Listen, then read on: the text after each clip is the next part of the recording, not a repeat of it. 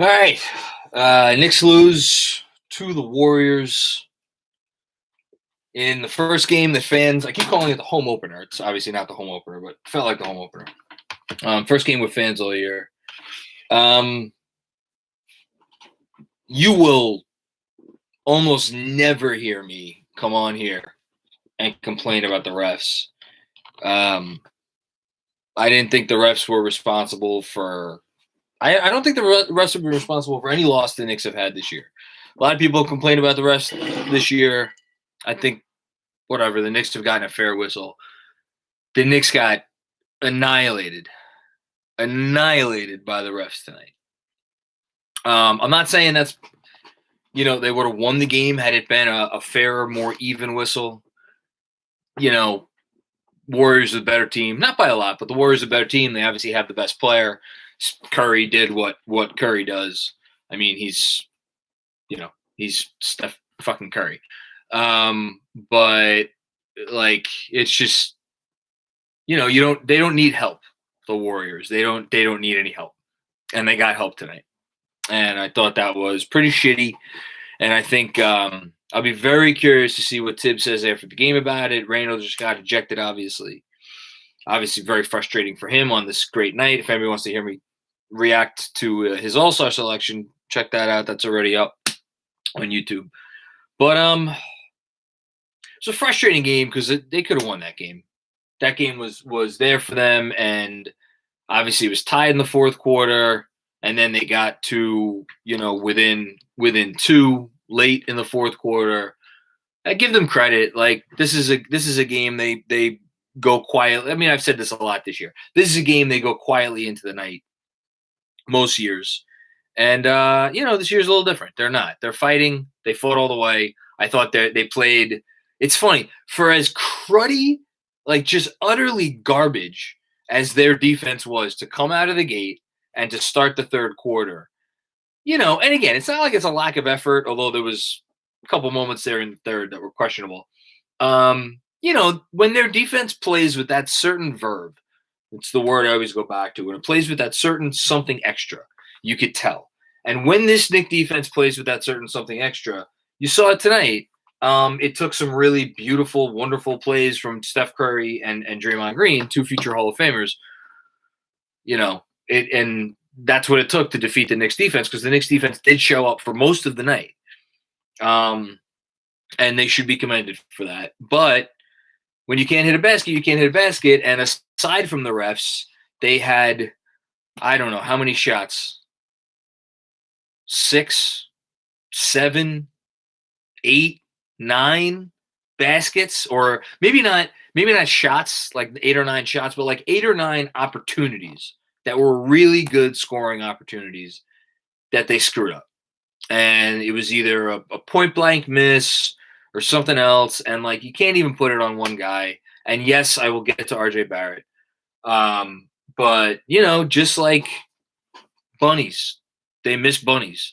So between the refs, between the missed bunnies, between Steph Curry banking in a couple threes, I think, Draymond made a 3 in the first half. I think he's made like 5 threes all year before tonight. He made 1. They lost, and they lost. It was a frustrating loss, but at the same time, it's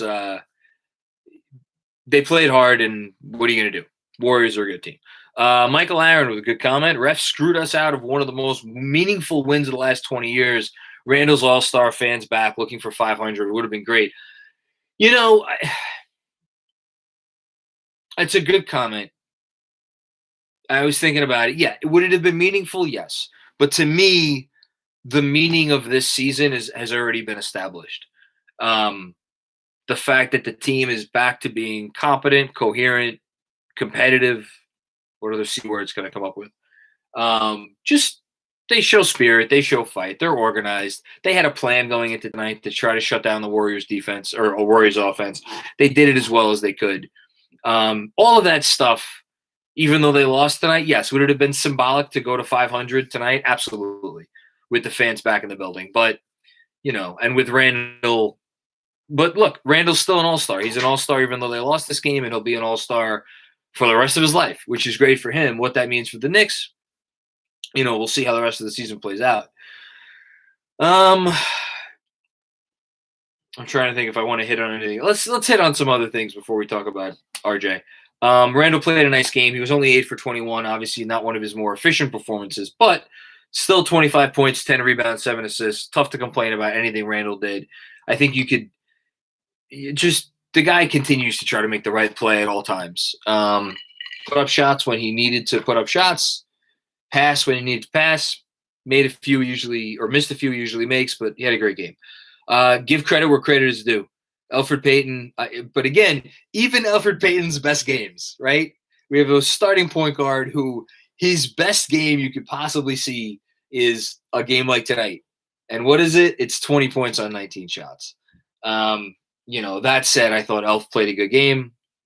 I thought his defense on Steph Curry was, again, as good as anybody could have reasonably played, or most humans. And Derrick Rose. Derrick Rose started off really well, finished poorly. I did think when his offense was eluding him in the second half, I thought his defense made up for it. And I like to see that fire and spirit from Derrick Rose. He just didn't have it tonight. Burks, 3 for 10. Bullock, 2 for 6. It's like when the Knicks lose games, it's not usually, I'm going to get to Obi. Trust me, I'm saving Obi too. When the Knicks lose games, it's not usually hard to figure out why. It's because they can't hit enough threes to outscore the other team because their defense is always solid. I would say they don't have the best defense in the league, but I think you could argue they might have the most consistent defense in the league. I think they're the only team in basketball that has given up more than 120 points only once, and they haven't given up more than 130. I'm not sure if there's another team that could say that. And what did they do from three tonight? They were 11 of 29 from three. One of those was that late Bullock three, which I'm not even counting. And the Warriors were 13 of 38. So not a huge discrepancy, but they needed another couple. Like if they had gone 14 for 30 from three tonight, they probably win this game. All right. Taj. Gotta love Taj. Taj Gibson. Great game. All the Taj love in the world. Yes, they do pass up open threes. Good comment from Wilt. But it's because they got guys that aren't really. Look, they're a player away. So I'm not saying anything. Not saying anything revolutionary here. All right. Let's talk about RJ, and then we'll finish on a high note with Obi. RJ Barrett played 27 minutes. He was 1 from 9 from the field. Missed all of his 2-point attempts. Did have 10 rebounds, which is nice. Only 1 assist. He had 4 points. If I am not mistaken, this is RJ Barrett's 3rd consecutive game with 1 assist. Let me check that. Yes, this is RJ Barrett's 3rd consecutive game with 1 assist. I don't want to pile on the kid. I'm not going to pile on the kid. He's 20. He's figuring it out. He's been an alpha dog his whole life. And every gym he's ever walked into in his life before last season, he's been the best player in the – well, obviously he played with Zion. But, even that year at Duke, he could be like, all right, it's me and Zion. It's the two of us. We got this. We're a tandem, And he needs to adjust to the fact that he is not the best player in the gym anymore. Ever. That's not going to be the case ever again as long as he lives, unless he retires and he goes and plays in a YMCA. And that is not meant to disparage RJ Barrett. It is just the fact that there are 30 teams. So on any given night, there's 15 games going on. And RJ Barrett's never going to be one of the 15 best players in the league. Might he be one of the 30 best players in the league, 35 if everything goes right? Absolutely. Which is why, for as much as tonight was frustrating, I don't mind these outings from RJ Barrett. He could have these outings for the rest of the year. That'll obviously be very annoying to watch, but this is the time in his career where he should work out these kinks. And he needs to figure it out for himself. All right, here's what I could do. Here's what I can't do. Here's what I need to improve on. Here are the things that maybe I should just like not give up on, but here when I'm in this situation, maybe I should just pass it. He needs to figure that out. No one's going to coach this out of him. You know, he just needs to be more aware. He needs to make better decisions. And yes, some of that will come with making mistakes and having nights like tonight where he was 1 for 9. It's a process. I trust that he has the mindset and the work ethic and the wherewithal to go through that process and come out of it on top. And here's the thing. We've seen flashes this year for like 15 games in a row where it's like, holy shit, he's actually hitting a lot of these tough shots. And I think he still needs to get used to the fact that like that's not always going to come. And what happens for him if he goes into a game and the shot's not falling? How can he adjust? And it's been 3 straight games now where some of the shots have not been falling. All due respect to the 20-10 game, I did not think he had a great game. I know a lot of people call me out for like, oh, how could you say RJ Barrett had a bad game against Minnesota? He didn't have a great game against Minnesota because I watched the game and I know. He just needs to adjust.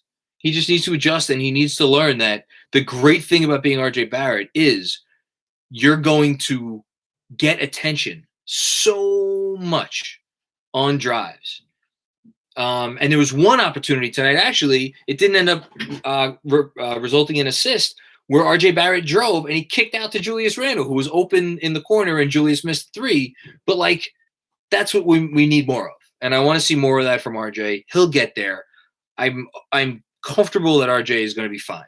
It's a frustrating game, but he just, he needs to be better. That's all there is to it. Good comments in the chat. Yes, they missed too many open bunnies. I hope we trade him so you can continue to be a depressed Knicks fan. Who's talking about trading RJ Barrett? I don't want to trade RJ Barrett. I believe in RJ Barrett. I don't know if that comment was directed at me. They should not trade RJ Barrett. RJ Barrett's going to be good. He just needs to learn, what to do. Man, Manny, you're a funny bird, man. What do we got? Some other comments. There is no way. George Francois. There's no way I or anyone should put a ceiling on a kid when he's 20 years old. I don't think me sitting here and saying that RJ Barrett's never going to be a top 30 player is putting a ceiling on him. I just look. I'll be the first person to sit here. If I'm wrong and he becomes a top 30 player one day, I will be the first person to sit here and I will admit I admitted it earlier this year when I was wrong. I was really down on him to start the year, and I ate crow on it because he came back. He showed me what's up, and I'm not that down on him anymore because I've seen it. We've seen it. He's just going through a rough patch, but it doesn't mean it's not okay to criticize the kid. He is what he is. Cute little girl. Is that your daughter behind you? My daughter was behind me in the Julius Randle video. She's not behind me now. What else have we got? Quickly. I guess I should mention Quickly. Quickly had a bad game. He's hitting the rookie wall. It is what it is. He's hitting the rookie wall. It happens. I'm not worried about Emmanuel Quickly.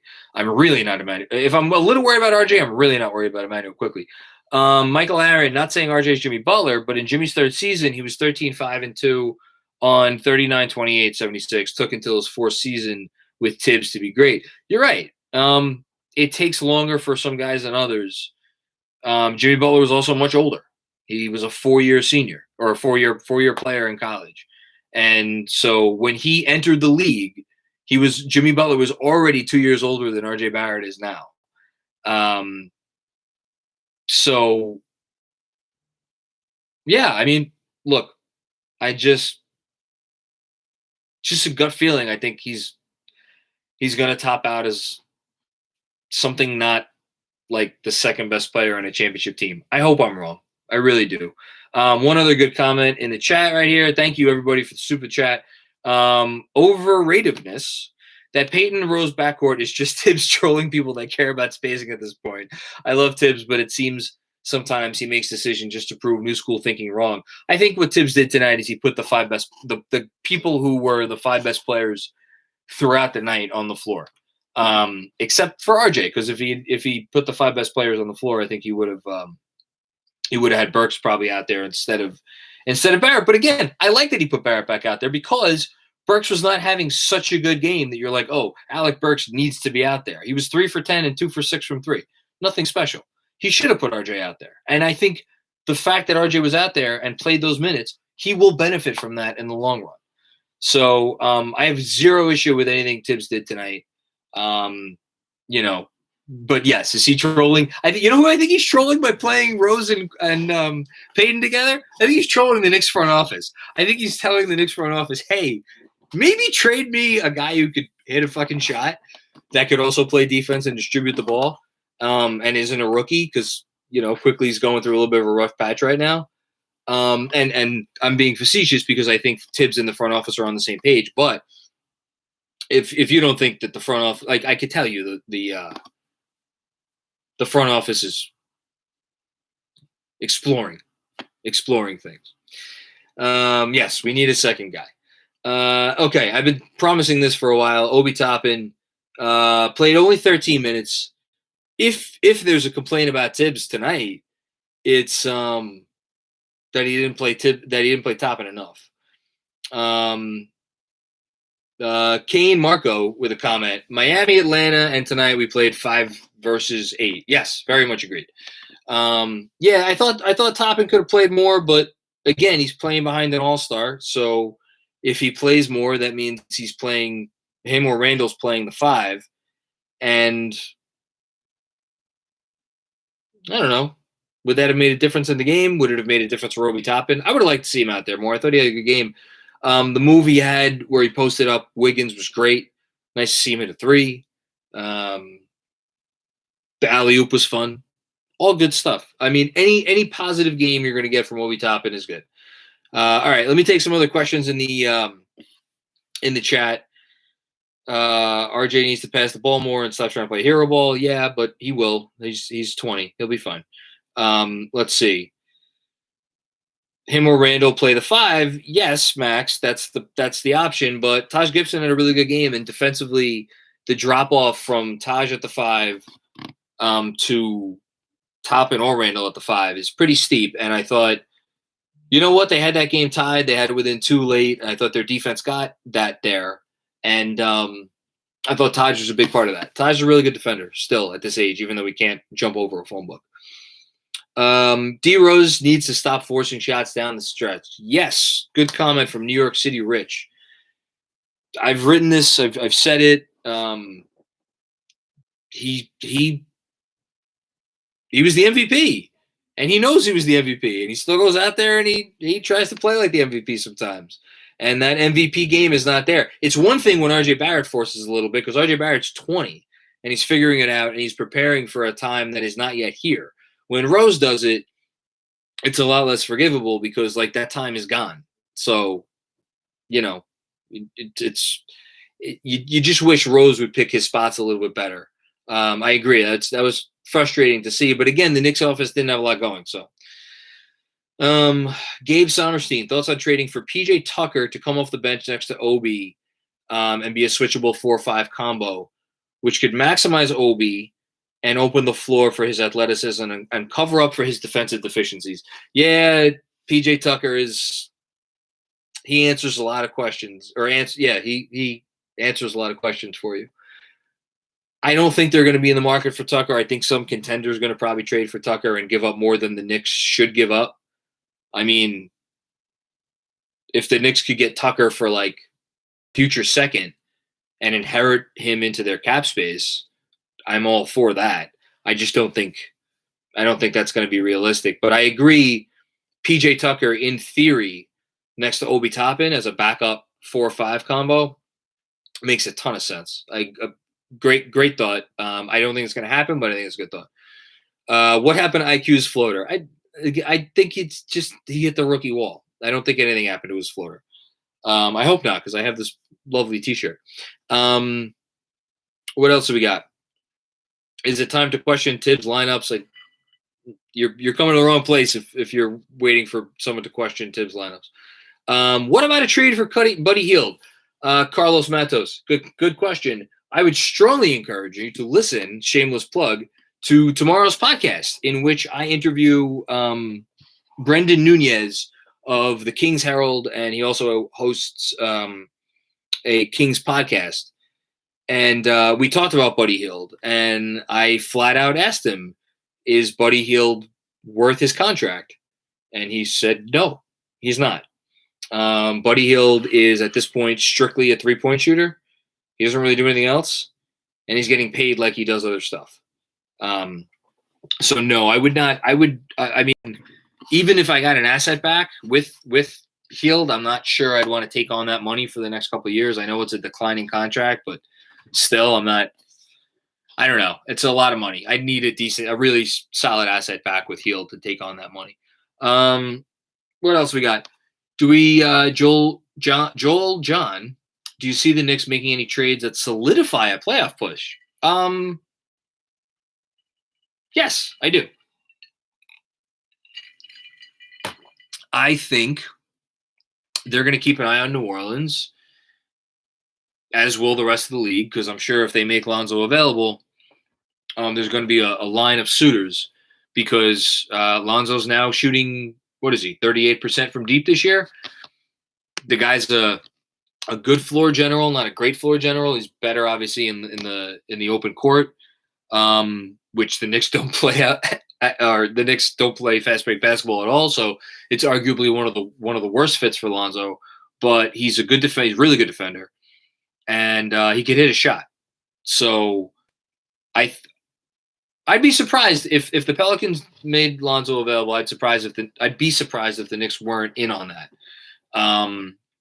But I also don't think they'll overpay for him, because again, you're not trading for Lonzo Ball. You're trading for the right to pay Lonzo Ball his next contract this summer, and I am still fearful of what that contract is going to be, because I think he's going to get. It's a down market. I think someone's going to give him a lot of money, probably more than he deserves.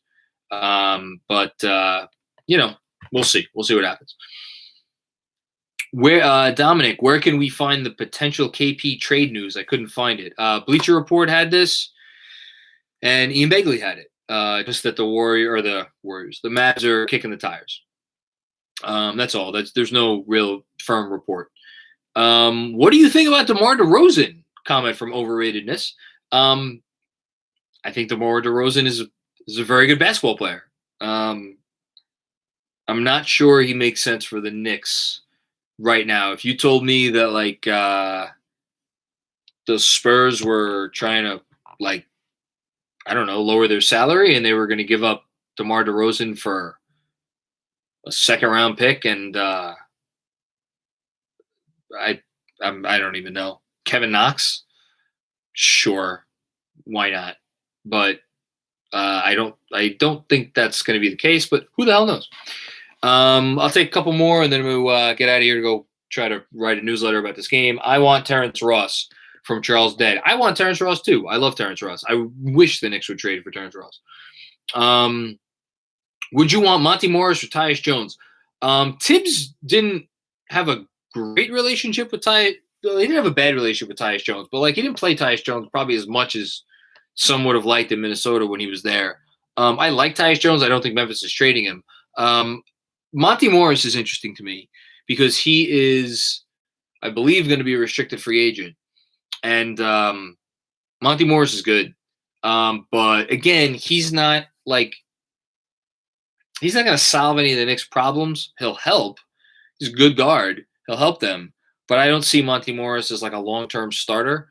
And I'm unless the price is really cheap, which I can't imagine. Why would Denver give him up for very little? Because he's part of their rotation, and they're trying to win a championship this year. So I am a stingy GM, Dirty Dancer. You are damn right. I am a stingy GM. Jonas Plout asks, oh boy, why would you ask this? Because now I got to answer it because I saw it. What level of prospect could Randall get in a 1-for-1? Harrow? I don't want to trade Randall, but I'm curious. If they could get Harrow, would you say yes? Oh, Jonas.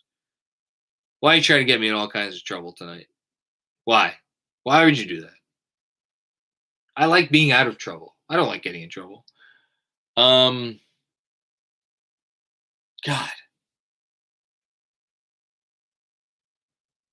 I don't think the Heat would trade Tyler Herro for Julius Randle.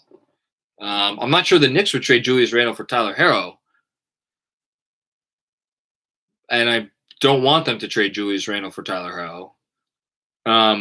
But if you're asking me what level of prospect I think Randle could get, I think it's somewhere around Tyler Herro. Because think about it. If you're the Knicks and you're having trade conversations about Julius Randle, which I do not think they're going to do, and I don't think they should do. Like, he's just made the All-Star team. Like, you build around that guy. You don't trade that guy. Like, if you're a team and you believe that your young player is a future All-Star, you're not going to trade him for a guy who is a 27-year-old or 26-year-old current All-Star. The guy you're going to trade for a Julius Randle is a guy who, like, maybe has All-Star upside. And, like, Tyler Herro maybe has All-Star upside. Maybe. Is he as good as Julius Randle? God, no. Will he ever be as good as Julius Randle? Probably not. Is there a chance he's as good as Julius Randle someday? Yeah, there's a chance. But again, I don't want to make that trade. I don't think the Knicks would make that trade, but I don't think the Heat would make that trade either. So, Francisco Luciano, can we all agree to just be satisfied with this great progress? Knicks fans seem to be more satisfied pursuing a lottery pick than a playoff spot. I mean, you've come to the right place. You get nothing but satisfaction from me, but then again, I'm a pushover, so I don't know if that bodes well for your argument. I think that's it. All right, one more. Adam Sprung. Do you think RJ is sad he's not a go-to scorer of the second unit now that Rose is in charge? Interesting. Is it possible that fears about the Rose trade were correct? I don't know if you mean Emmanuel Quickley that he's not the go-to scorer of the second unit. I'm assuming that's what you mean. No, I don't think Quickley minds that. I think Quickley's just trying to become a better basketball player and learn, and he's still gotten shots up. And I think Rose will help him. If you did mean RJ hadn't really been running second unit offenses anyway, and the numbers for those units were really bad. So I don't think RJ minds Derrick Rose being here. All right, I think that is it. Okay, this is the last one. Jonathan Hernandez, if you had to bet your salary on RJ at least becoming a good mid-range shooter, would you? If by good you mean a 50th percentile in the league, not 50% from mid-range, but a 50th percentile in the league mid-range shooter, yes, I would absolutely bet my salary for a week at least on RJ becoming that at some point in his career, because he works too hard and he's diligent, and I believe in his shot long term. So that is it. Everybody, thank you for coming. Don't forget, check out the other stuff on the channel. There's a Kristaps trade rumor thing that is going up at midnight. Julius Randle All-Star reaction and podcast. Like I said, dropping tomorrow, talking about all things Kings because we play them on Thursday, which hopefully we will get a win. So that is it. Shitty night. Sorry, it sucks. But at least we got an all-star, so that's fun. All right, everybody have a good night. Talk to you later.